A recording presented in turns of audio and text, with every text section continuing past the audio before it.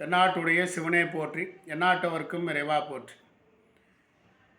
என் தாயை என் மனைவி முதியோர் இடத்துல விட்டு போடணும், நம்ம நல்லா இருக்கலாம் அப்படின்னு சொல்கிறாப்பிடிங்க. என்ன பண்ணுறதுன்னு ஒருத்தர் கேட்டிருக்காப்பிடிங்க.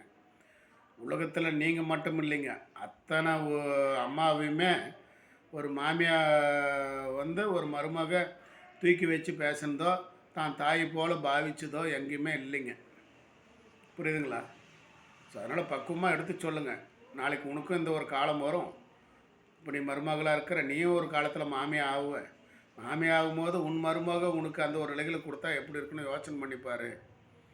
ஸோ இந்த மாதிரி ஒருத்தருக்கு ஒரு காரியங்கள் பண்ணுறதுங்க, நல்லது கெட்டதுன்னு ஒரு காரியங்கள் பண்ணி கொடுக்குறது, அவங்களுக்கு முடியாத காலத்தில் அவங்களுக்கு உதவுறது, இந்த மாதிரி செய்கிறது ஒரு பெண்ணுக்கு ஒரு பெரும் புண்ணியங்களை ஏற்படுத்தி கொடுக்குங்களாம்மா.